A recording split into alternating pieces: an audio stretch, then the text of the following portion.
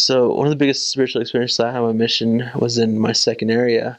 There was a family there that every missionary tried to visit, and they were actually members, but they had been inactive for a long time. They're actually from Argentina, and while they were active, they were doing great. But then all of a sudden they stopped coming, and had been, I think, like over a year or so. And so every missionary tried, but then um, the mom would sort of dodge them or say yes, and then nothing would happen. And so finally, I did set up a visit with them, and we went there, and we waited past the time, and then she showed up. It's like we're gonna wait here till she shows up, and so she showed up, and we go into the elevator to go up to her house, and because her husband and like her son-in-law were gonna be there, because we got the visit because her son-in-law had just come from Argentina, and he wanted the family to go back to church and things like that. And as soon as we get in the elevator, she drops her keys and they fall through the slot. And so we can't get in the house now. But luckily she's like, oh, my daughter is around the corner. We can get the keys from her. She has spares. So we're like, okay.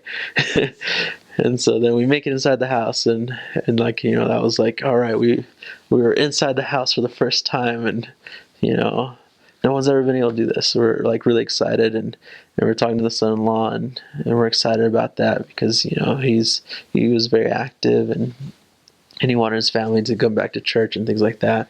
And then the husband comes in, patriarch of the house, and he's there, and then we're all talking and just getting to know their story and things like that. And then finally, like, I decided, like, you know what, let's share a message with you before we go, and we decide to read Enos, and she gets to the last verse of it, and in the last verse, Enos talks about the time that we all get to be together, and that he'll be there in front of us, and like sort of in front of the Savior, and we'll be in our mansions above and things like that. And like that verse was like, as she was reading that verse, all of a sudden, like, you just felt something like come down on the room, and then like she finished it, and then like we're all like in tears, like something just like had just sort of just came and like sat there, like everyone was in tears, and then I bore my testimony, and I invited them to come to church, which was the very next day, but like for a while, like we just sat in sort of silence and just just feeling joy, and like just in tears, and it was something I had never experienced before, and it was like intense, like it just felt something was in the room with us, and like everyone just was smiling. The husband was like, you guys got to come more often and things like that, and it was sort of like, I don't know, for so long the Spirit hadn't been there, and then all of a sudden it decided to show up and just hit everyone really hard.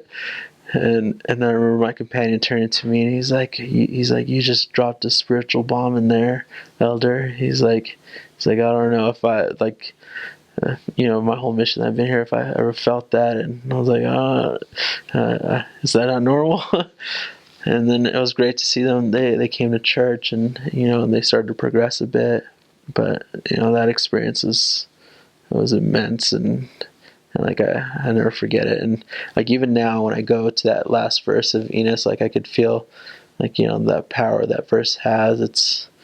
And I remember the mom talking about how like, I want to go back to the temple. I want my kids to have those blessings and things like that, because I know I made those covenants, and so that verse really touched her and everyone in that room. So it was amazing.